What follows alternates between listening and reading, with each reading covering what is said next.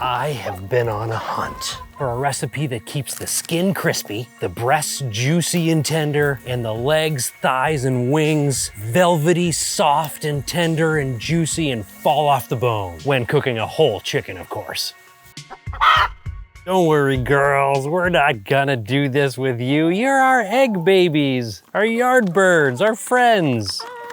We're not gonna cook these ones, but we are gonna cook a chicken. I have tried so many hacks and methods, from coating the skin in mayo before smoking it, to rotisserie, to beer can chicken, to spatchcocking the chicken, which is just cut out the backbone, lay it flat, and of course, all the way to marinating and injecting the bird. All of these methods have their benefits, and they all did really well at one or two things, but never the whole package, never the full crispy skin with the juicy tender chicken breast, with the fall off the bone, leg, wing, thigh, you know, the whole 9 yards. That was until I discovered the magic of Peruvian chicken, or pollo a la brasa. I hope I'm not butchering that too badly, but it actually means chicken over coals. The magic of this recipe that I've found out is that no matter your cooking method, it comes out perfect every time. I've done it in the oven, I've done it on the rotisserie, I've done it on the pellet smoker. Those 3 ways have come out perfect. So let's walk through how to marinate and prepare and cook this phenomenal chicken step by step. And I'll also share some tips about how to get that skin extra crispy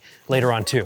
You hear that? They're literally telling you to subscribe and like the video. Now you can just throw all of these ingredients in a blender if you like.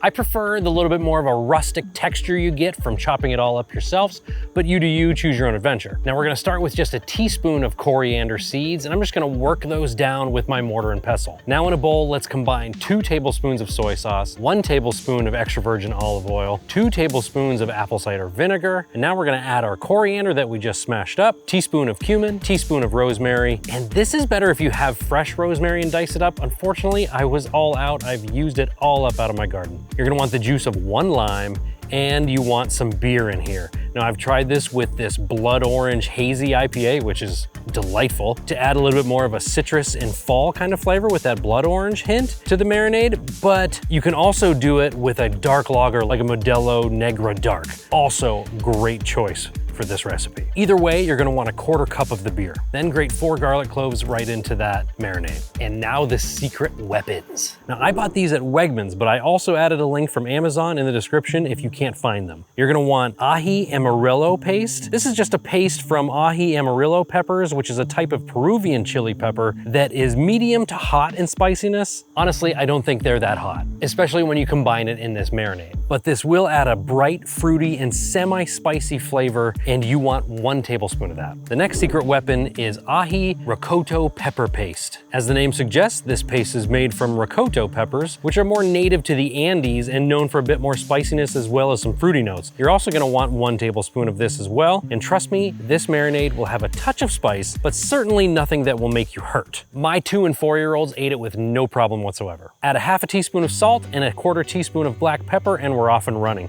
Whisk it up to combine. Now let's prepare our bird. Now my favorite way to prepare this is by spatchcocking the bird, but whether you do it on a rotisserie like I'm showing here, or spatchcocking, or smoking, or roasting it in the oven, they're all great methods, but you definitely want to be careful and lift the skin off the breasts and pour a little of that marinade under the skin to coat the breast, legs, and thighs. Now I think this is super important when marinating anything. I highly suggest you vacuum seal your proteins when marinating. Vac sealing them will open up the pores in your meats, allowing your marinade to penetrate further, so you'll get a wonderful marinade, a really rich, deep marinade in less time. I'd suggest marinating this bird for at least 3 to 4 hours, if not overnight. Now, like I said, my favorite method that solves every problem is spatchcocking and smoking. So take your kitchen shears and carefully cut out the backbone, and don't forget to snip that wishbone. Some people prefer to take that out, but I find it's even easier to just cut it here and then just trim it right out when the chicken is about to fall off the bone anyway. If you're smoking, set your smoker to 250 degrees Fahrenheit. If your chicken chicken is about 4.5 pounds, it's gonna take about 2 to 2.5 hours to get it done. You want to monitor the temp of the most internal part of the breast and remove it when it's about 160 degrees Fahrenheit. Now here's a tip, to crisp up that skin even more. When the breast temps are about 145 to 150 degrees Fahrenheit, crank the temp of your smoker to 375 to 400 degrees for that last 10 to 15 minutes. These same rules apply if you are roasting it in your oven, although I would add that you could definitely sear your bird in a skillet with some hot oil, skin side down for about 5 minutes before placing it in the oven. For a rotisserie setup, set your grill to 375 degrees and keep that temp throughout as your bird spins for the next hour to an hour and a half. And again, in that final 15 minutes, crank the temp up. But no matter the cooking method, this Peruvian marinated chicken will knock your socks off. It'll just blow you away. The legs will just pull right off the whole chicken. You barely even need to cut it, just trim the skin a little bit and pops right out. And like I said, I've made this 3 times, 3 different ways, and each of those times, my wife, who only eats the chicken breast part of the chicken, has said every single time, this is the most tender and juicy chicken breast I've ever had. So, there you have it. That is easily the best whole chicken recipe that I've done ever. I mean, it is that good. I promise you, you're going to love it. But if you love cheeseburgers as much as I do and you want to know what the best cheese combo is for a smash burger, you're going to want to watch this video right here. As always, I appreciate you. Thanks for watching. I'll see you in the next one.